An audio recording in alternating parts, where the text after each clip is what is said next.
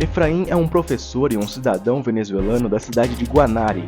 Veio para o Brasil há 3 anos em busca de melhores condições de vida. Vivenciou a ascensão do chavismo na Venezuela e fala da sua experiência com o chamado socialismo bolivariano. Vamos conhecer agora um pouco mais sobre a vida de Efraim e do socialismo na Venezuela.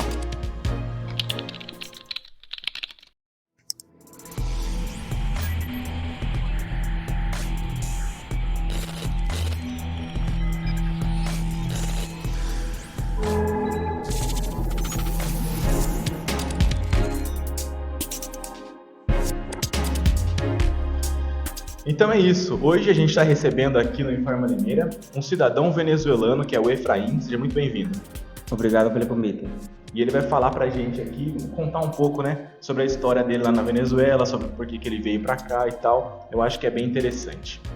Bom, Efraim, eu queria começar perguntando para você aspectos positivos lá da Venezuela. Porque eu sei que todo país tem as suas mazelas e também tem a sua questão positiva. Para começar a entrevista bem light, eu queria que você destacasse então o lado positivo da Venezuela, de qualquer aspecto.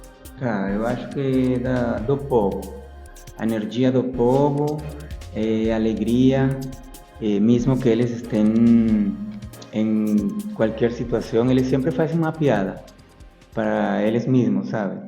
E sempre estão sorrindo, são muito acolhedores. Venezuela foi um país que acolheu pessoas de diferentes países, árabes, europeus, chilenos, qualquer país que estivesse passando por uma situação ruim, todo mundo, a maioria dos imigrantes que saíam desses países chegavam a Venezuela e todos eram bem acolhidos, atendidos, tinham direito, nossos mesmos direitos, a educação, saúde, eles eram tratados como um venezuelano mais. Sim, inclusive eu queria muito, um dia eu ainda vou visitar lá a Venezuela. Tenho esse apreço pela Venezuela, pessoal. Não sei se vocês sabem, mas eu tenho. Somos muito privilegiados também pela natureza, porque temos muita diversidade. Temos selva, temos deserto, temos uma região que é bastante fria ou gelada, não sei, clima frio. Temos rios, praias maravilhosas. Sim, essa é a parte que eu gosto. Agora, assim, você veio para cá, né? Há quanto tempo já que você está aqui no Brasil? 3 anos, 3 anos, relativamente pouco, né? Mas sim. você já tinha alguns parentes aqui, no caso, né? Já tinha 3 irmãs e um irmão. Certo. E aí, no caso, a sua cidade de origem lá na Venezuela, qual que é? É a cidade de Guanare, no estado portuguesa. Eles chamam assim portuguesa porque foi uma região na Venezuela onde chegaram os colonizadores que eram maior parte eram espanhóis, sabe? Mas tinha uma parte que era português e eles se assentaram ali nesse estado. Por essa razão foi chamado portuguesa. Pois é. E lá nessa região tem muita incidência de língua portuguesa, do pessoal Não, falando ou não? Não sobrou nenhuma, nada. nenhuma, Ah, é não. só o nome então, né? Só nome. Tá certo. Tá vendo? Ó, quase que a Venezuela também é um país que fala português, né? Mas não deu certo. Então, a sua origem lá na Venezuela, ela era uma origem rica, média, como é que é? Eu sou de uma família, eu acho, extrato meio. Não, não rica, não, também não pobreza extrema. Eu acho que estava um nível bastante meio. E a sua percepção do nível social da Venezuela nesses últimos tempos, como cidadão? Aqui a gente vai falar de números exatamente, mas é da percepção. Isso mudou todo, eu acho que isso mudou todo porque na Venezuela anteriormente as pessoas que tinham dinheiro eram as pessoas que eram donos de empresas privadas, entendeu? E agora na Venezuela tem pessoas muito ricas que são chamados os novos ricos e eles são donos de empresas criadas recentemente, porque eles são todos políticos, filhos de políticos, família de políticos. Entendeu? Então, de onde está vindo esse dinheiro se eles anteriormente não tinham dinheiro? Então, querendo ou não, criou-se uma casta, né, em cima da sociedade, assim, mais próxima do governo. É isso? Isso, eu acho que é como uma cultura de corrupção que já está muito dentro do ADN, o DNA do venezuelano, em todos os níveis, privado, público, porque todo mundo está sempre tentando procurar ganhar alguma coisa. Até por uma questão, né, de sobrevivência, de E melhoria isso da mesmo qualidade de aí, vida porque e você tal. se vê na obrigação de fazer alguma coisa, mesmo que seja errada, mas você tem que sobreviver e ajudar a sua família a sobreviver também, entendeu? Sim. E no caso, a sua saída da Venezuela foi por conta disso também, para buscar uma vida melhor, no caso financeira? Isso, porque ver sua mãe, que é uma pessoa idosa, que tem uma doença, eh, que você não consegue ajudar a ela, mesmo que você tenha dinheiro, não conseguia o remédio que você estava procurando, que precisava sua mãe. Eh, muita coisa. Minha filha fora do país, o Bolívar, que é o dinheiro, a moeda da lá da Venezuela, não vai nada. E minha filha morando em Colômbia, como eu consegui ajudar minha filha? De jeito nenhum. Não consegui ajudar minha mãe, que estava lá na Venezuela, menos ia conseguir ajudar minha filha, que estava na Colômbia. Entendeu? Então eu não conseguia nem fazer nada por mim mesmo, porque o dinheiro ia todo. Imagine, um salário lá era, naquele então, agora eu não sei, mas naquele então, quando eu estava lá, um salário de um mês, você trabalhava todo um mês para comprar só uma carteira de ovo. Então você vai comer um ovo por dia? Não faz sentido. Aí você começa a acordar, sabe? A se ligar com a realidade. E, nossa, eu tenho que sair. Esse seu ligar com a realidade, ele foi vindo assim aos poucos, no caso? Aos poucos, sim. Aos poucos, porque aí você vê que você tem um bom serviço, tem uma boa entrada de dinheiro, você consegue ter dinheiro, mas você vai no mercado e não tem nada. Tudo está vazio, entendeu? Não tem nada para comprar na prateleira. Mesmo com dinheiro. Mesmo com dinheiro, o que vai você comprar? Isso era bíblico praticamente. Agora, eles estão tendo, mas muito caro. Lá agora tem de todo, hoje em dia.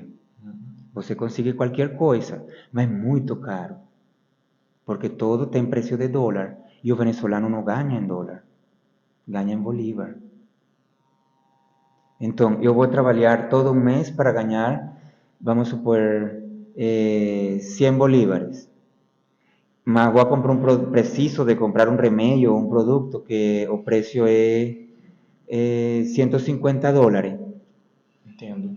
Y 100 bolívares, que es mi salario mensual, alcanzaría para comprar unos 6, 7 dólares, uma coisa assim, entendeu? A gente passou aqui no Brasil também por um momento de muita inflação. Eu não passei por isso, eu não era nascido ainda, mas lá naqueles idos de, sei lá, 80, até antes, mas assim, quando chegou o Plano Real, lá para 94, aí sim que teve aqui uma estabilidade, porque antes disso era realmente um caos também econômico aqui no Brasil. Uhum. Mas assim, na questão da Venezuela, a que você atribui essa questão da inflação? Em que tipo de situação, qual foi o tipo de situação que levou a chegar a esse nível de inflação lá? Eu acho que a mala administração do governo. A mala administração do governo tinha pessoas, segundo eles, muito preparadas, mas quizás eu não sou a pessoa certa para falar disso porque não sei muito de economia, entendeu? Mas a mudança da política na Venezuela foi muito. Deu para ver imediatamente. Não demorou tanto, entendeu? Foi uma coisa fugaz. E aí eles estão administrando de um jeito muito diferente, porque eles querem criar um povo com um sistema criando um povo que se senta dependente do governo. Um Estado paternalista que vai sempre suprir a Exatamente. necessidade do E cidadão. a população está se acostumando só a receber, só a esperar receber. E correndo atrás do que pode fazer para resolver. Entendeu? Então, isso não é ter vida. Um venezuelano, anteriormente, você olhava um venezuelano e que tinha 50 anos e não aparentava essa idade. Se veia muito mais novo, porque você conseguia, com o salário, você conseguia pagar aluguel, você conseguia pagar seu serviço, você conseguia fazer a feira do mercado, você conseguia conhecer o país, entendeu? Fazendo turismo, se divertir.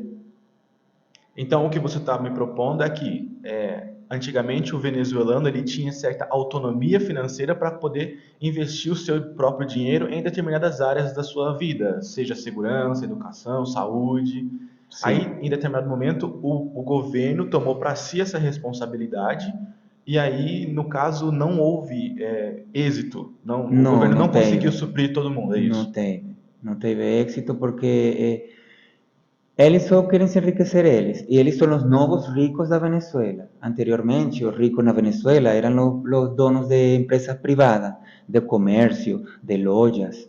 Agora, os novos ricos da Venezuela são os mesmos políticos, os mesmos filhos ou parentes dos políticos, que eles, com negócio fictício, ou bem seja reais, mas de onde saiu esse dinheiro?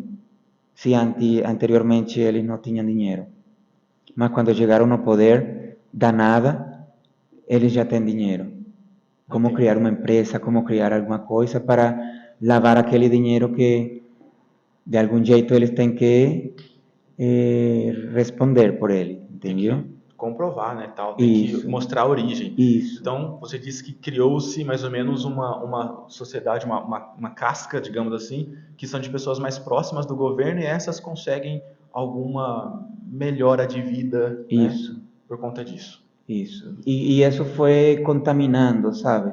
Poluindo todo o sistema a nível nacional no país. A corrupção está, eu acho que no DNA do venezuelano, porque você mesmo para sobreviver tem que fazer qualquer coisa errada para sustentar ou suprir alguma necessidade que você tem, entendeu? Por exemplo, por um exemplo, se você trabalha em uma papelaria, você procura o jeito de fazer algum negócio, alguma coisa por embaixo da mesa para receber a mais ou algum produto, vender a mais, a vender a outro, proveer a outro comprador para você ter uma ganância e suprir alguma necessidade sua. Mas no serviço não sabem que você está fazendo esse tipo de negócio por embaixo da mesa, entendeu? Então, a corrupção está em todo nível, em todo lugar, em toda pessoa. Sim. E no caso, realmente, como a gente disse, né, não é uma culpa exatamente do venezuelano, é Não uma é. situação que pede isso, né? Sim. Ela pede. Eles se veem obrigados a caírem nisso, porque não tem outro jeito. Aí, ó, aqui também, eu sou uma pessoa que realmente eu me informo muito, tento, no meu caso, me informar sobre a Venezuela. Eu estava até contando aqui para o Efraim, galera, que eu realmente desenvolvi essa paixão pela Venezuela. Inclusive, esse canal aqui, eu criei ele e eu quero fazer um canal que seja bem amplo, de oferta de vários tipos de serviço, não só de polícia, que é o que dá dinheiro, né? É. Eu não gosto de eu não gosto de polícia da editoria polícia, entendeu? No jornalismo. Não que eu Uhum. não gosto do policial em si. Mas assim, o pessoal gosta de ver, sei lá, desgraças, né, que a gente chama. É. E isso dá muito dinheiro na rede social, tal, em TV, em rádio. Mas eu não gosto muito disso. Eu gosto mais de prestar um serviço, falar sobre política e tal. É por isso que eu te trouxe aqui, inclusive. Tá. Nesse canal, só uma curiosidade, tem uma seção de opinião que se chama O Observador. O O observador? Observador. Você Uhum. conhece essa? Não, não conheço. É porque lá na RCTV tem um programa, tinha, né? Que era o El Observador. Lembra? Você não lembra dele? Não. Não sei Olha. se ainda. É que eu nunca fui muito de ver televisão. Ah, E quando eu entendi. cheguei aqui no Brasil, como não sabia falar a língua português, ainda acho que não falo bem, mas no, y cuando yo llegué, comenzó a pandemia, ¿entendió? Entonces, toda noticia tenía a ver con eso, y yo estaba ya como medio chateado con o asunto da pandemia, Ah, sim. Aí não quis saber de TV não mais. queria saber de TV. Na questão da religião, de qual religião você é lá na Venezuela originalmente? ¿De cuál? Religión. É. Mormon. Mi familia por parte de pai, todos son católicos, y mi familia por parte de mãe, a mayoría somos mormons. Mormons. E houve alguma mudança, né, nesse período recente da história da Venezuela no trato com a religião por parte do governo? Teve algum problema ou não? Tá tudo normal? Na Venezuela, ao início sim, mas más que todo era quando estava aquele presidente que já morreu, que era Hugo Chávez. Ele confrontava muito os líderes religiosos. Ah, então houve sim um certo conflito na questão. Sim. Porque a gente sabe, né, na implantação de um novo regime, um regime mais paternalista, como a gente já disse, né, Uhum. que é o socialismo no caso,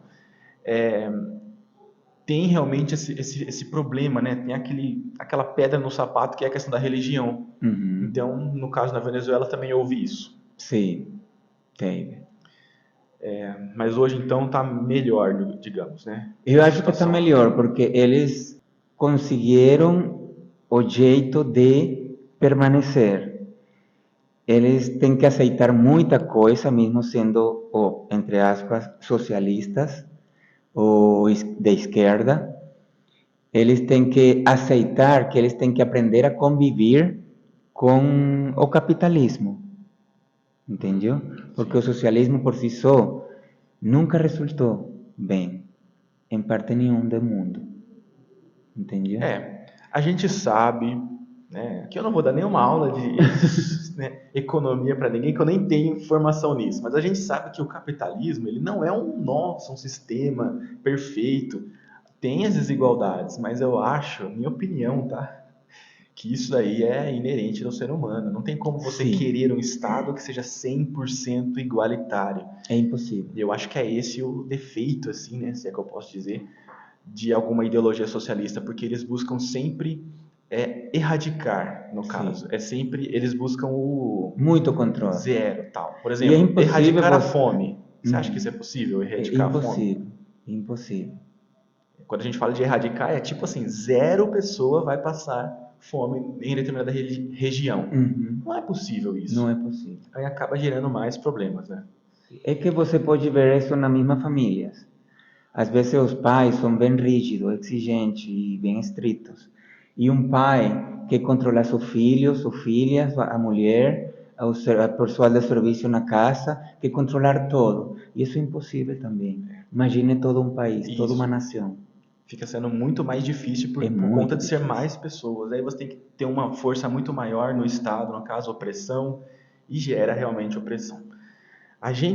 Eu aqui no caso, né, tenho estudado bastante sobre a Venezuela esse tempo recente, essas insurgências que aconteceram lá e tal, e a gente vê cenas um pouco dantescas, sabe? Um pouco assim de filmes, da polícia batendo, às vezes até matando o cidadão.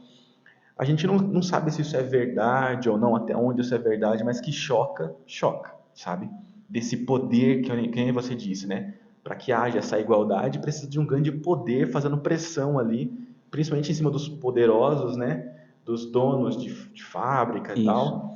E aí, para tentar dar uma melhorada, assim, né, achatada na questão social.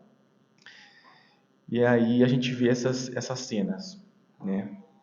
É algo que a gente realmente não quer para o Brasil. A gente está aqui, né, tentando lutar, tentando elucidar o povo, mas isso é um trabalho realmente bem difícil. Muito. Né?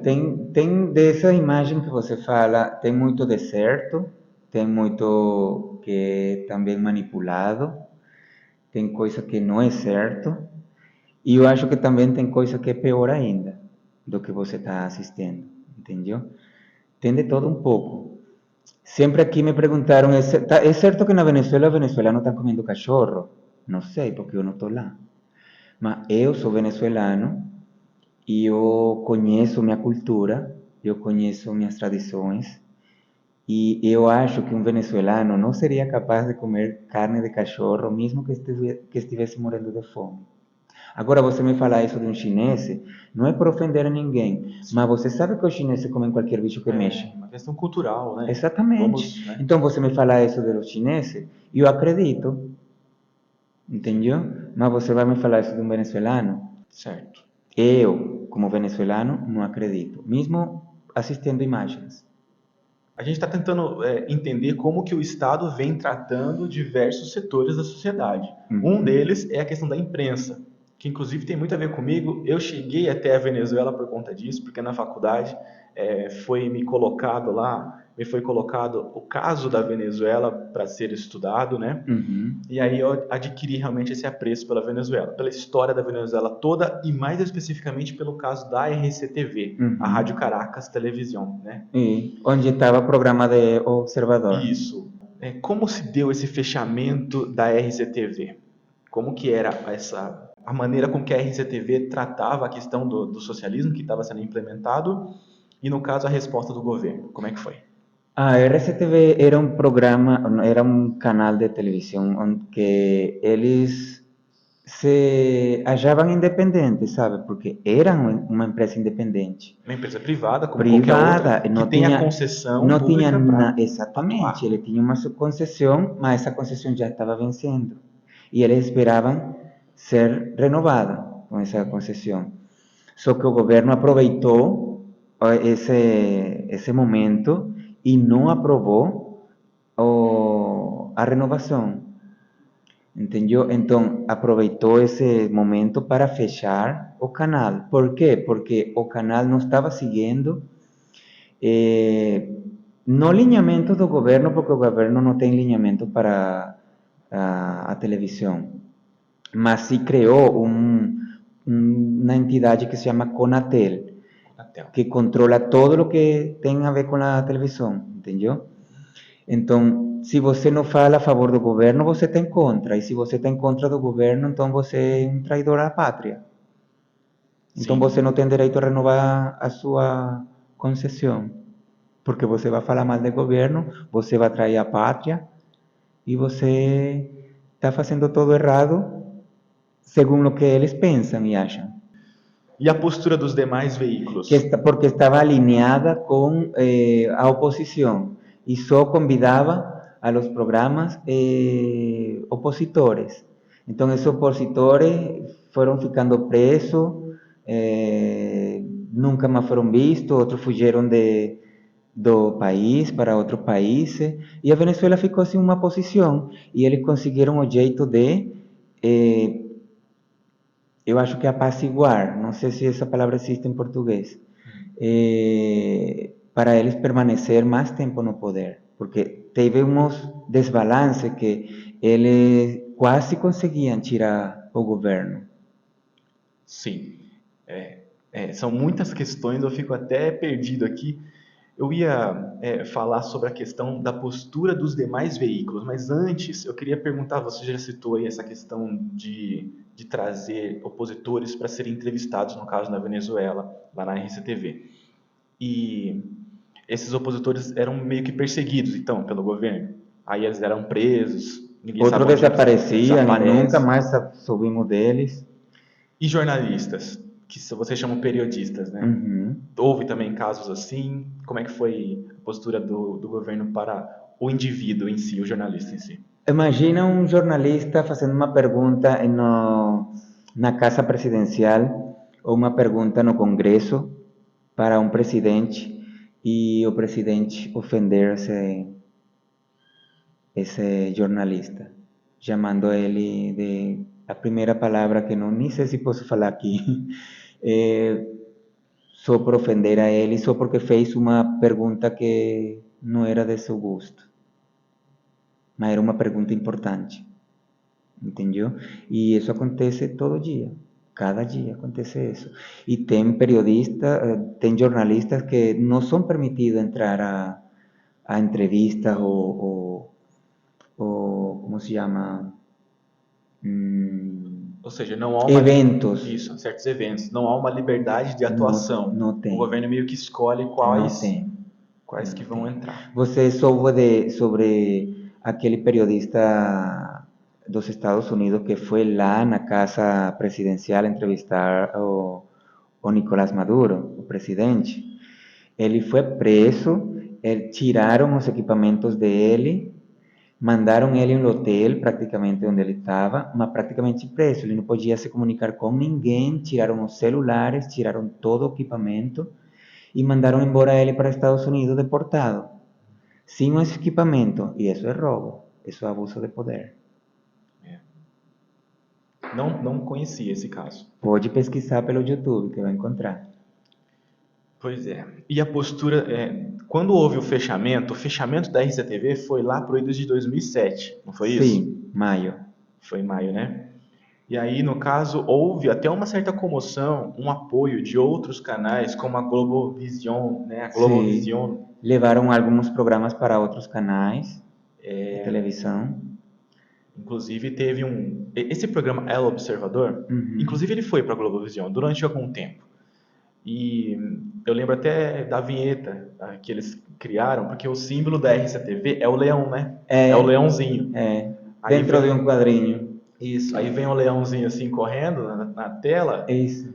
e isso na Globovision já. Aí eles dizem, né? Agora o compromisso é maior. Por É, quê? Porque a Globovision estava assumindo a postura da RCTV que havia sido fechada pelo governo, né? isso. Por conta dessa Mas isso percepção. aconteceu quando a Globovision tinha outros donos, Isso. Pode contar essa independente. história. Depois, sabe a jogada que fizeram, o jogo que fez o governo? Colocou um testaferro, não sei se é a mesma palavra aqui no português, Como que chama? testaferro. Ah, sim, sim. Aham, sabe o que é um Testa testaferro? de ferro é tipo assim, uma pessoa lá do governo que seria um manda-chuva de verdade para poder olhar tudo que está acontecendo e Que dar as se informações. presta, exatamente. Então, o que fizeram eles? Mandaram uma pessoa fictícia, um empresário fictício que ninguém conhecia. Então, ele apareceu da nada, foi, comprou a Globovision, mas ele era partidário do governo. Aí acabou tudo. Nada a ver Globovision com RCTV. Acabou. Sim, aí no caso a Globovision também se rendeu, acabou É, sendo se exatamente. rendendo. Agora, a Globovision, ele tem uma linha editorial muito cuidadosa. Toma muito cuidado de falar de um jeito ruim do governo e também coloca coisas que tem que mostrar, que mesmo que não goste do governo, tem que ser mostrada a realidade, pelo menos um pouco. Sim. Então, para ele mostrar que é um canal de equilíbrio, mas não é nada não.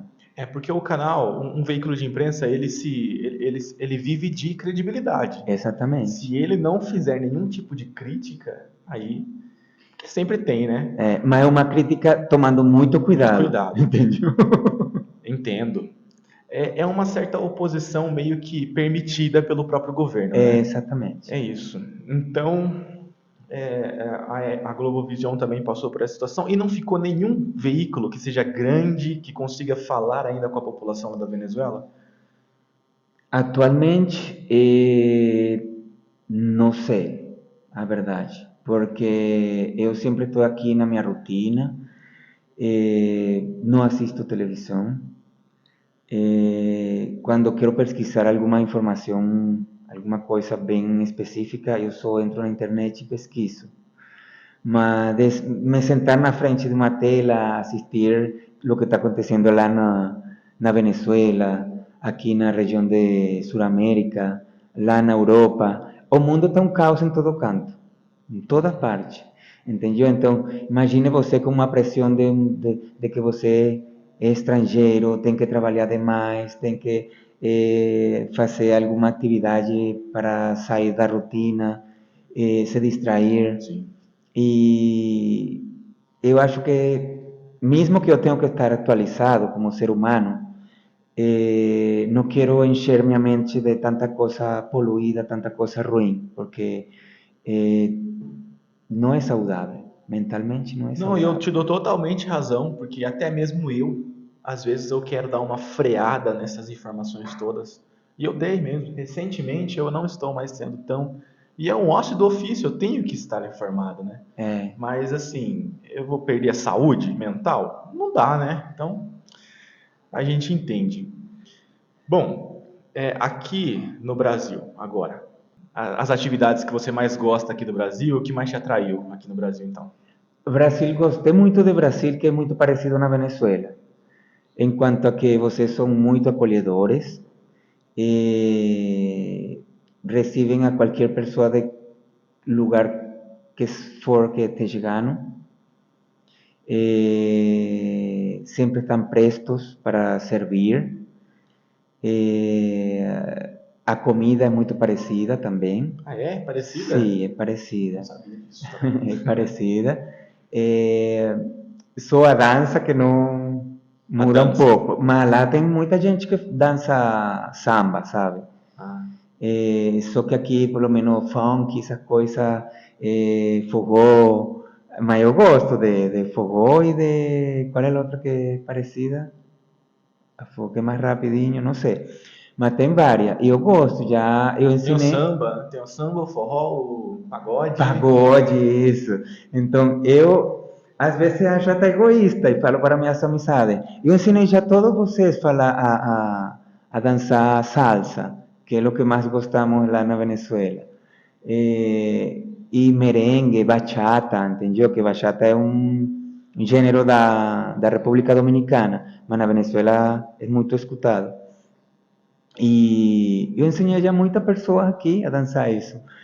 E ninguém me ensina a mim a dançar forró. E eu quero aprender, porque eu estou em um país e eu quero compartilhar a cultura de vocês Ou com seja, vocês. Não você, só olhando. Eu quero participar também, fazer parte. você quer ser um brasileiro nato, até na cultura, é Ah, isso. quizás não, mas me adaptar e disfrutar disso, sabe?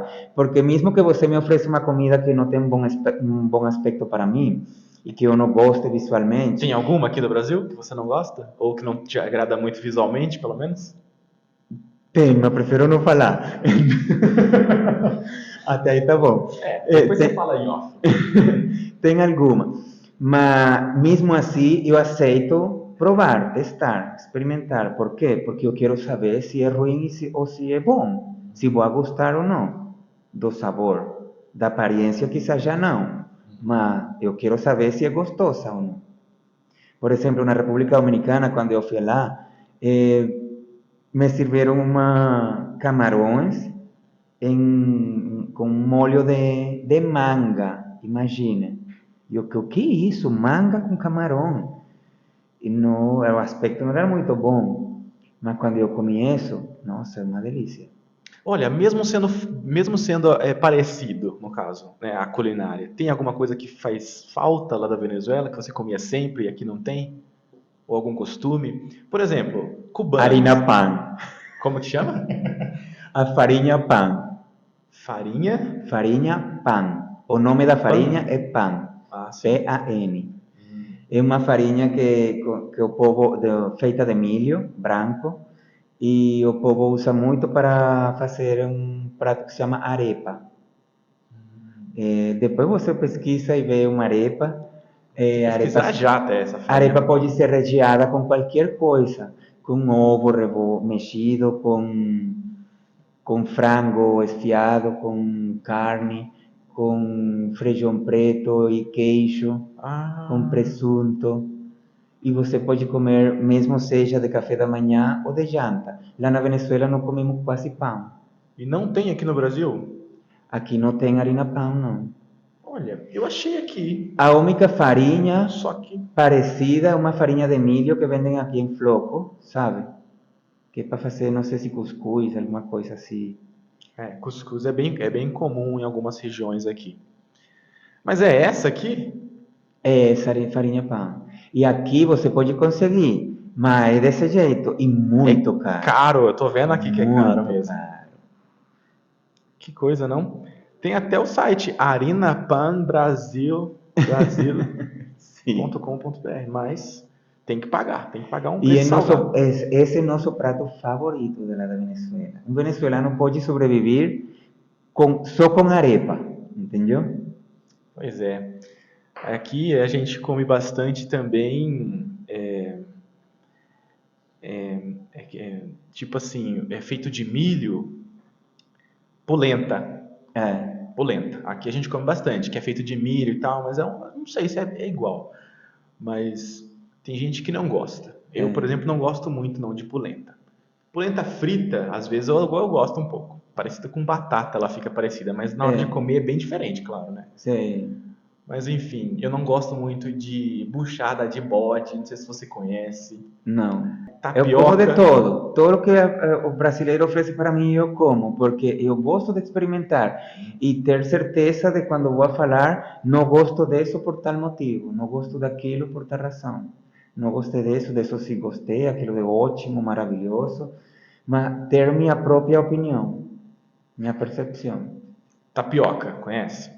Conheço, E gosta? gosto. Tapioca é bom. E minha mãe fala que parece que está comendo borracha. É verdade, né? Ela tem razão, sua mãe tem razão mesmo.